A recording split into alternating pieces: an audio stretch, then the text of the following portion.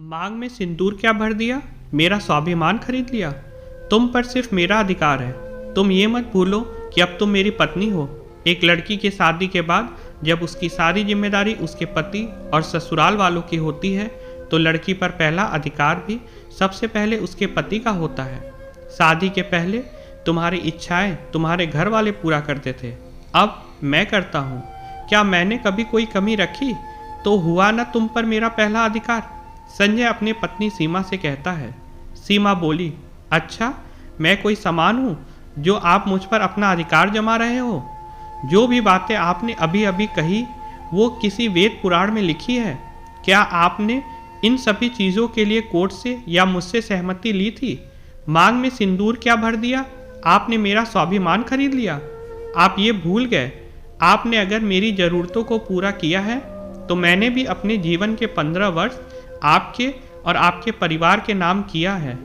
तो ज़्यादा किसने किया, इसका हिसाब लगाइए। सीमा की सास पद्मा जी वहीं बैठी थी। वो बोली, हाय हाय बहू, ये कैसी बातें कर रही हो? कभी औरत भी अपने किए का हिसाब किताब लगाती है? ये तो तुम्हारा फर्ज था और शादी के बाद हर औरत पर उसके पति का अधिकार होता है। तुमने कुछ अनोखा नहीं किया, तुम ऐसी बातें कैसे कर सकती हो? सीमा बोली, कम से कम गलत बातों में अपने बेटे का पक्ष मत लीजिए। मैं कोई सामान नहीं हूँ जो आपका बेटा मुझ पर अधिकार जमाए।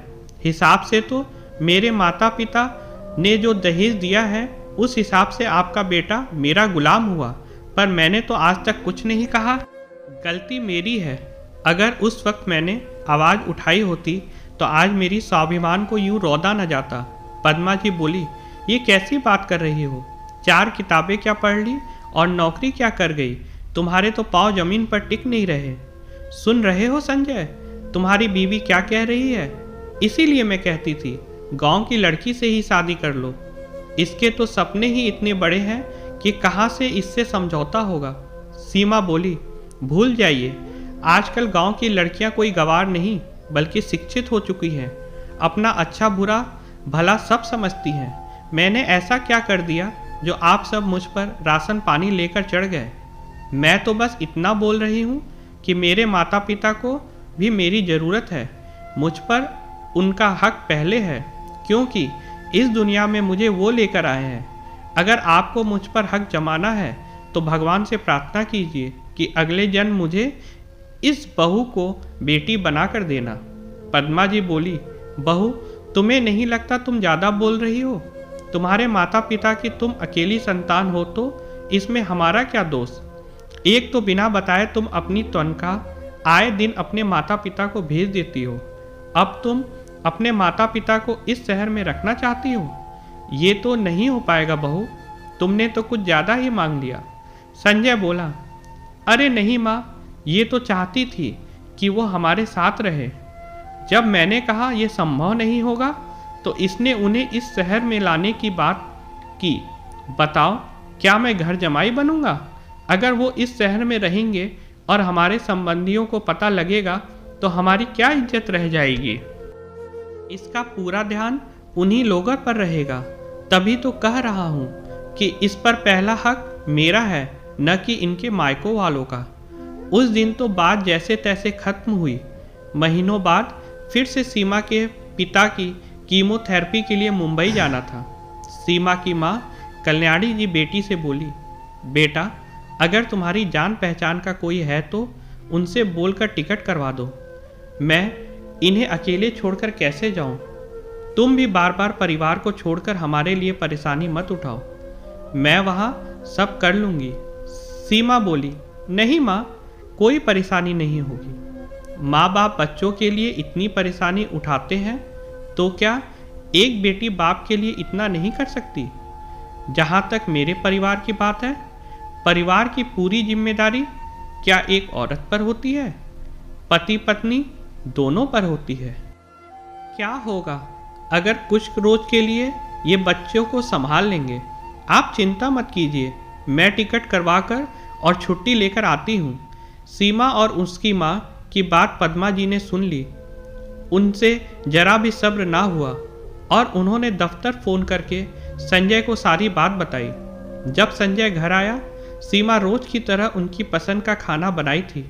वो बोला, क्या बात है, आज फिर कोई बात मनवाने के चक्कर में हो? अब ये मत कहना कि मायके जाना है या उन्हें यहाँ लाना है, क्योंकि मैं तैयार नहीं हूँ।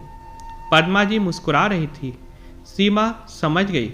वो बोली, आज्ञा की जरूरत छोटों को पड़ती है। पति पत्नी का रिश्ता तो बराबरी का होता है।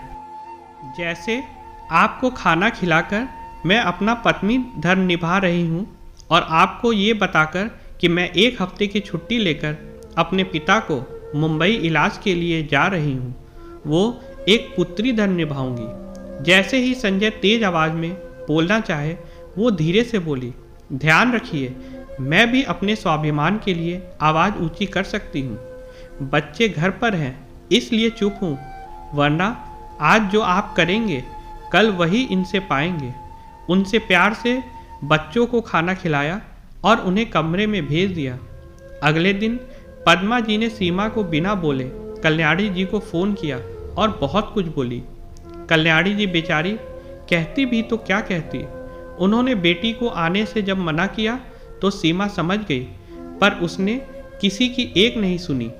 जब पति ने कहा कि अगर तुम वहाँ गई तो तुम्हें कभी लेने नहीं आऊँगा, सीमा मुस्कुराते हुए बोली, मर्दों का ये आखिरी हथियार होता है जिसे वे आखिरी वक्त पर अपनी पत्नी के स्वाभिमान को ठेस पहुंचाकर फिर इसका इस्तेमाल करते हैं। संजय बोला, मैं मजाक नहीं कर रहा।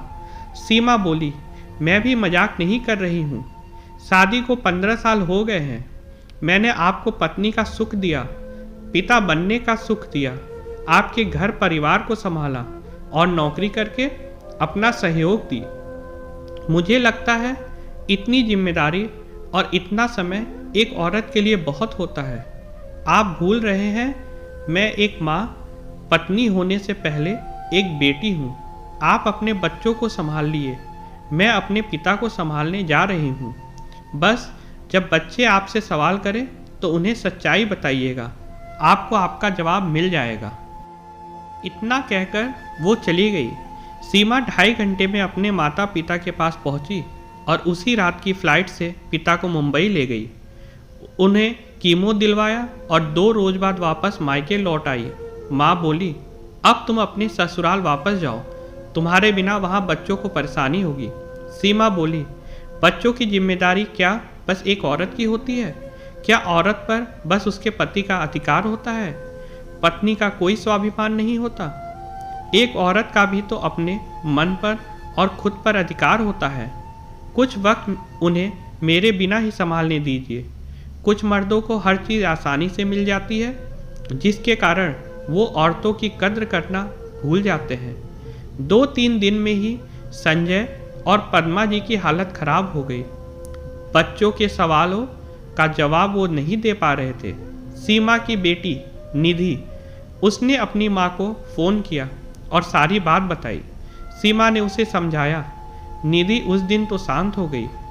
अगले दिन वो अपने छोटे भाई का काम कर रही थी तो संजय बोले, मेरी बेटी तो बड़ी हो गई, अपने भाई का भी ध्यान रखती है।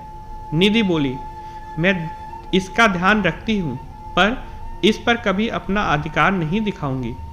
पद्मा जी बोली, देख रहे हो, ये सब जरूर इसकी माँ ने सिखाया होगा। संजय बोला, नहीं माँ, कोई भी माँ अपने बच्चों को गलत बात नहीं सिखाती। हो न हो, हम जो कर रहे हैं उसी का ये असर है। बच्चे कहते नहीं, पर देखते वो सब समझते हैं। मेरी ही गलती है, जो बात मैं इतनी रोज से नहीं समझ पा रहा था, मेरी बेटी की कुछ बातों ने मुझे समझा दिया। आप सोचिए, कल को अगर मैं सीमा के पिता की जगह मैं रहा तो मुझे कैसा लगेगा। संजय ने अपने एक दोस्त को उसी शहर में सास ससुर के लिए घर ढूंढने को कहा और शाम में सीमा को फ़ोन करके बोला, मैं नाराज़ क्या हुआ, तुम तो मुझे भूल गई। 15 साल का साथ क्या इतना कमज़ोर होता है कि साथी अगर भटक जाए तो क्या अगला उसे भूल जाता है। सीमा बोली, मैंने तो खुद पर और अपनी हर खुशी पर आपको पूरा अधिकार दिया, पर आपने खुशी और अधिकार चुना और जिम्मेदारी और मेरे स्वाभिमान को भूल गए।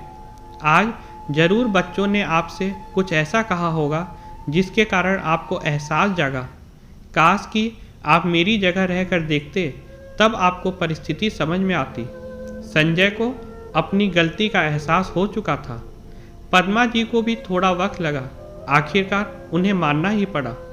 संजय बड़े आदर के साथ सीमा को वापस लेकर आया और कुछ महीनों बाद उसके साथ जाकर एक घर उसके माँ बाप के लिए लिया और वक्त रहते उन्हें शिफ्ट किया, ताकि नेहा परिवार और माता पिता दोनों को संभाल सके। दोस्तों, ऐसा क्यों होता है कि एक लड़की के विवाह के बाद उसके पति या ससुराल वाले उसे अपनी जायदाद समझने लगते हैं? मांग में सिंदूर भर देने से क्या पति पत्नी के स्वाभिमान को खरीद लेता है? क्या उसकी पत्नी का उसके माता पिता के प्रति कोई जिम्मेदारी नहीं होती? अपनी राय कमेंट में ज़रूर बताइए। अगर आपको यह कहानी पसंद आई हो तो लाइक और शेयर करना ना भूलें। Please subscribe my channel. Thanks for watching. और चैनल को सब्सक्राइब करना ना भूलें। Thank you.